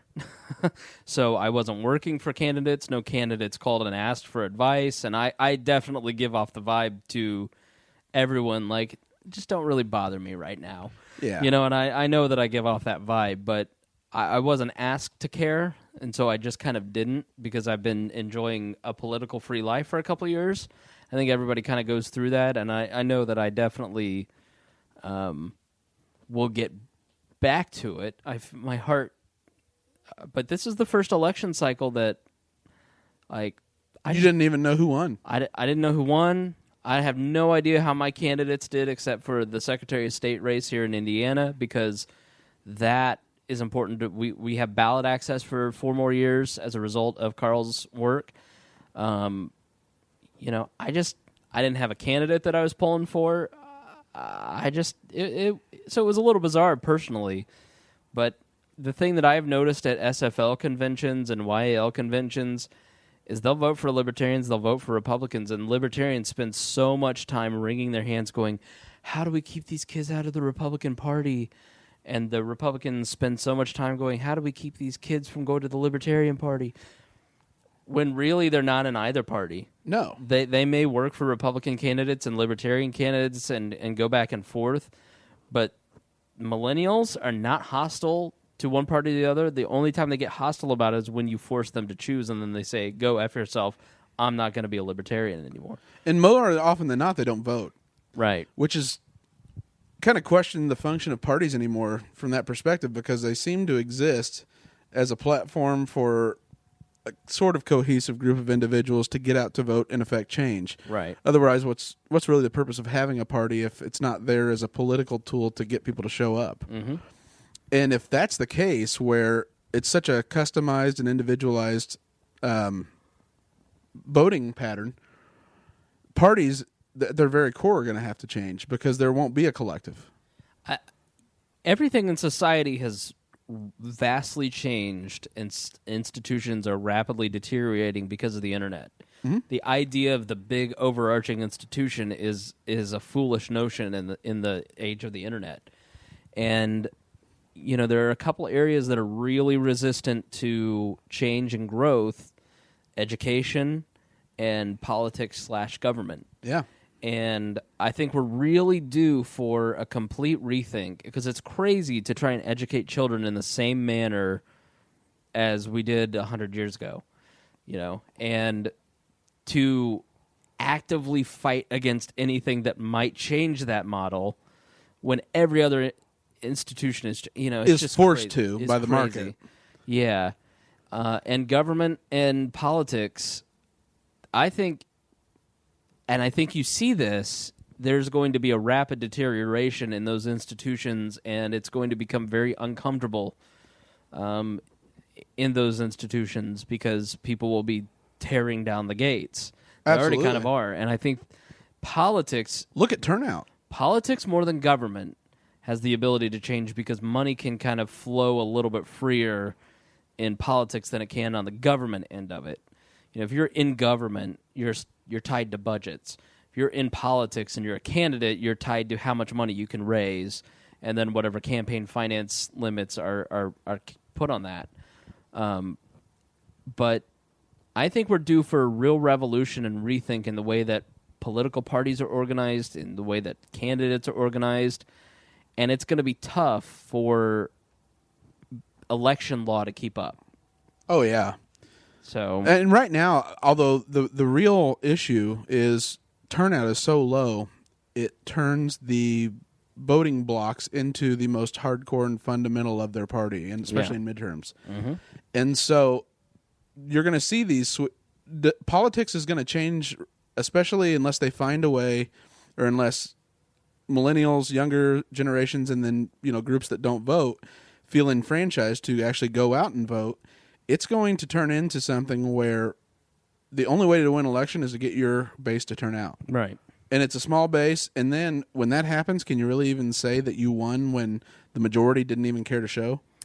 Unfortunately, what I think is going to happen, instead of a massive revolution in the way that we do election law and politics, because essentially election law dictates how politics operates in many, many ways. I mean, it is if politics is the free market system, election law is the Federal Trade Commission and the FCC and the FDA and all those other regulations. I mean, instead of letting the marketplace of ideas grow and change, politicians keep retooling it. Oh, it's like gerrymandering. And tooling it to their benefit. Heck, yeah, I lost my train of thought. That's why third parties aren't allowed in the race. Absolutely not. So, that's just a version of gerrymandering. They're trying to limit access to any competing idea. And you talked about the internet has had such a dramatic effect. And then what a good segue into net neutrality has gone from an issue that was very fringe to right now, right behind, since the president's announced immigration and his executive action for amnesty. Net neutrality, though, has been the other big hot topic. And we addressed it a little bit earlier. People are so fired up about net neutrality. yeah. Matt, I forget what his last name is, the guy that does the oatmeal, he went out of his way to go after Ted Cruz. He sees the internet and net neutrality as so fundamental that it will forever change and be a segregated place without net neutrality. And I look at it and I can't imagine that we can just tell people, the internet service providers, who government already allows to be monopolies through regulation and legislation, that now they can't make money or charge people more who want more priority of delivery like Netflix, since they use more bandwidth. Mm-hmm. Instead, we'll have the little guy, like a We Are Libertarians website, on their hosting plan. We actually subsidize them. Right. Because our data is treated the same, and since we're paying more than we necessarily should be, since they can afford to pay more, their costs are actually being offset by us paying more than we should. Like the hosting plan through GoDaddy or HostGator, or whoever you use. Given the traffic we have, we overpay, and that extra goes to Netflix, Amazon, Google, all those different companies, because all of the data is treated the same when it maybe shouldn't be. And so what net neutrality is about is making it so you cannot discriminate against various types of data. Right. They want to change. Have you followed this at all? I did a couple years ago when it was a hot topic, but it's eroded in my memory, and I haven't followed it recently. No. So, like in January, the Federal Appeals Court turned down the new rules that the FCC had passed for regulating the internet, which was supposed to be close to net neutrality. Now that was overturned by Federal Appeals Court, and the FCC commissioner hasn't announced his new plans and his new regulations. So the president came out on Monday and supported full net neutrality. And then but one little wrinkle, and that's been missed by all the conservative media. And can you give a very concise 1 to 3 sentence explanation of net neutrality, more concise than what you did? Sure. Toll roads versus public roads. everyone has access to the public roads, but you're going to have to pay to have the toll roads to get to where you want to go faster. Right. Does that make sense? So you'd have tiered access to the internet. Not only would Netflix have to pay for access to better bandwidth and the better channels, we as the consumers would be paying for tiered. We wouldn't. It's not going to be a consumer thing. Okay, all right. It's purely from the business side. So Netflix got into an argument with their ISP provider, and I believe it was Verizon. And Verizon decided to. This showed what could actually happen if the ISPs decide to act like this. They started slowing down the delivery of their data, of Netflix data. Customers started getting angry. Netflix was like, "Well, no, we're not going to pay pay this for this access." And so it was pretty apparent to me where all the consumers got mad at the ISPs. To me, it was, well, Netflix really is just benefiting from everything being treated equally, so they're clearly being subsidized by someone else. Yeah, I mean, I guess I can understand why Netflix would be pissed off at a big bill and want to blame their ISP, but from the ISP perspective, if you're pulling that much bandwidth, why would we not make you pay for what you're using? Yeah. What you want your data delivered with priority because you're an online streaming service and that requires more resources. Right. Why would it? The big net. Yeah. They like at 8:00 at night. It is shown that Netflix is the reason that the internet slows down in most places. Yeah, absolutely. Like if you're in New York City and you try to get on, like I notice it here at my apartment complex, the way that it's wired. If all the people around me are watching Netflix, my internet slows down. So, like, if we were doing live streaming right now, we'd be hosed. Oh, absolutely. And the fact that I look at that and I say, okay, so why wouldn't you? If I'm Netflix and my number one focus is the consumer, especially since I have enormous economies of scale because I can just show everything from a server to millions of different people, why wouldn't I just go ahead and pay for priority service? It's like Amazon Prime. Like, right. You want to pay to get better service. I'm a Prime member. I gladly pay the $75 now $100 a year. I feel it's worth it. Every penny, especially if you are an online shopper or you like their streaming service as well. Sorry, my cat just attacked me. But for whatever reason, people are looking at it like it's some awful thing where like We Are Libertarians, that the delivery of the data would be so slow it'd never load and no one would ever engage with your website. And that's missing the principle altogether. It's not a public utility, and the FCC isn't going to rule that way, and that's what's being lost on everything. The FCC will not make the very government-sponsored monopolies that they're in charge of governing and say you can't charge more for your service for essentially like a velvet rope service. They're going to create it anyway. There's going to be a fast lane and there's going to be the general baseline. And the big Google, Netflix, Amazon, all those websites, because they can afford to, are going to buy priority service, and consumers will go to them because their websites will load faster. Right. Which I think the fear from a business standpoint is you're giving another advantage, this time another government advantage towards these companies so that competitors never can really touch them. Google's what's called a category killer. Where Yahoo and Bing and doesn't look at Microsoft. Microsoft is one of the biggest companies on the planet. Bill Gates is the richest man on earth. They introduced Bing. They can't even come close to getting anywhere near the search market share that Google can get. No way. It is lights out when it comes to internet search. Google owns that category unless like something catastrophic happens. No company lasts forever, but they're that until huge. Someone else comes up with a better way. Right. That's every industry, and people are acting like internet is water.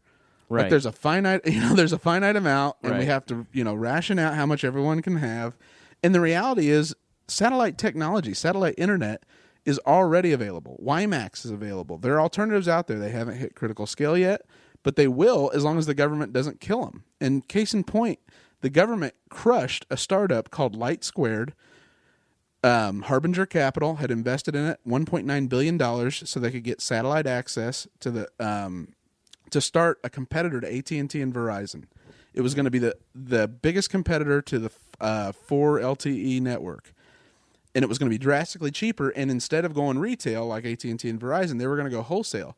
So you'd have people, new phone providers, new people with different plans. They could buy it from them and then turn around and create their own network off of the backbone of Light Squared. Well, guess what happens? AT&T hires somebody that's just been kicked off has just left the FCC, off the commission. That's their lobbyist. All of a sudden, the FCC says, no, we cannot grant these licenses to Light Squared anymore because there's GPS interference at that level on the spectrum. A $3 billion company that would have cut your wireless or your monthly cell phone bill in half disappears because Lord Government decides they want their two big companies that they are able to harvest all the data from. That's who they want to keep in business and keep a tight control on it. Right. So I don't see any reason you would ever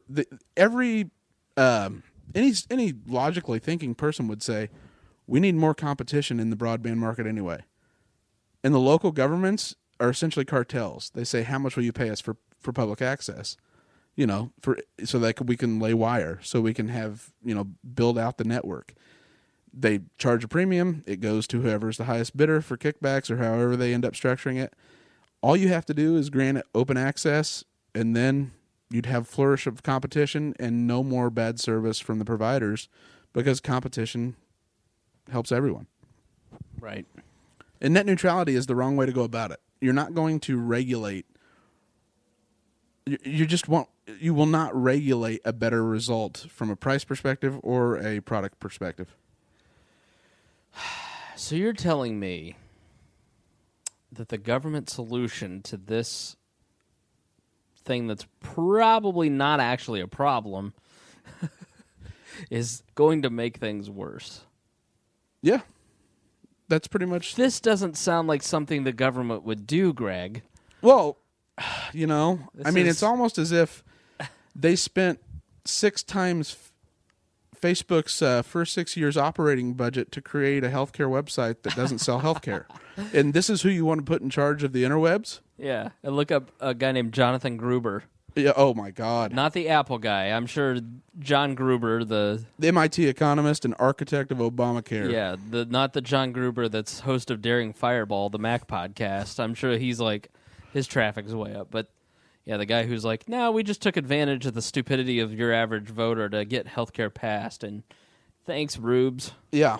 And on top of that, the other big things that Supreme Court agreed to hear the case that challenges the Constitution or the availability of subsidies. If your state didn't set up its own exchange like in Indiana, you don't qualify for, the way the law is written, I think it's section 1322 of the law, you don't qualify for a subsidy.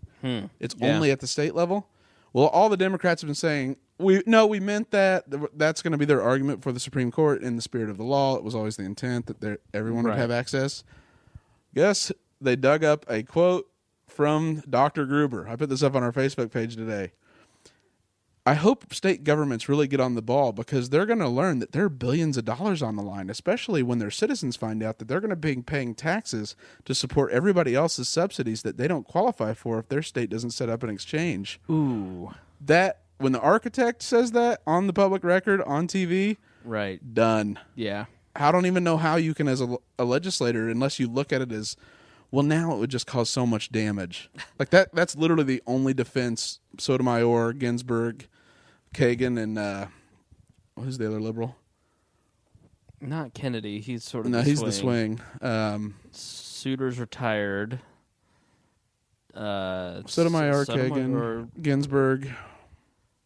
All right, let's count this out. There's 9. Yeah, we've got Scalia, Thomas, Alito, Roberts, Kennedy, Ginsburg, Sotomayor, okay, Kagan. That's 9, or no, that's 8. That's 8. Who's number 9? It's. Now I got to look this up.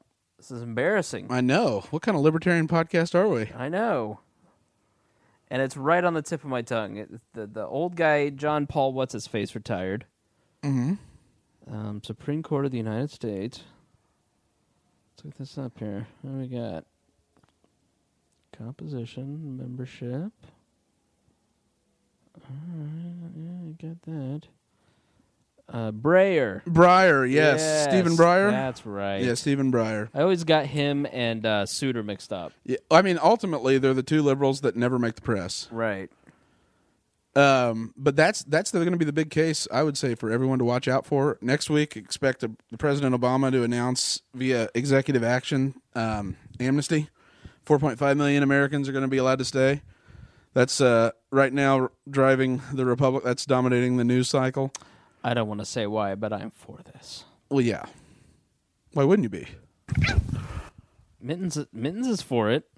Yeah. Mittens, are you pro-immigration? Huh? All right, that was a clear yes. That was. Canadians often are. Right. Oh, well, I feel like we've said a lot here. We've gone almost 2 hours. We'll edit a lot of this out. We've even clean this up. Yep, we've even heard from Mittens. So we quit abusing your pussy. That's Phil. I know. That's not right. She's a good kitty. Who's a good kitty? She missed her daddy. Oh. All right. Well, anything that we missed out on that we should have said? Any soapbox items? Mittens? No, not so much. Mittens was not finished. Could you stop interrupting her? All right, Greg. We're gonna have to get PETA here if you keep treating her like that. Greg? No, I'd say, immigration's going to be the next big one. The federal subsidies are, I don't know, maybe you'll hear something out in the press about that. And there was a really big news story. The Department of Justice is using spy planes in order to, like in The Dark Knight, they use cell phones to target where people are, but they're actually, shockingly, also pulling the regular Americans' data who are not targets of being spied on, and it just came out today on Wall Street Journal. Say it ain't so. Privacy is going to become the big thing. I said it years ago that much like the civil rights era and equality for all was the last generation's big push, privacy is ours. Absolutely. That's going to be, and I think that's why in the primaries, Rand Paul's pretty well positioned because no other Republican is going to go to bat for the Fourth Amendment like he is. Right. Everyone else is still worried about ISIS. Mm-hmm. All right, kiddies. Thank you for joining us here on the podcast. It's been a pleasure. I've enjoyed it. It's been fun. Yes, we're back in the swing. That's like 2 in a row. That's pretty good. Yeah, we're back in the swing. We'll get better. We'll ease into this. Maybe Joe will stop making passive-aggressive comments towards me. That Guatemalan. Leave the poor boy alone that got snowed on today. I know, he's probably relieved, too, with the president's amnesty announcement. Oh, Joe, it's Nacho Green Card. Oh, get it? Plays steals all the green cards. Scumbag Joe Ruiz. Oh, God love Joe for having such a good sense of humor. I know, I love that guy. In the middle of like this super serious conversation the other day that we're having, I just go, hey Joe, by the way, putting together my Christmas list, which one's the best tortilla warmer? And to his defense, he played right along. Oh, and then he goes, actually, the best way to warm tortillas is to wrap them in tin foil and put them in the oven for a little bit.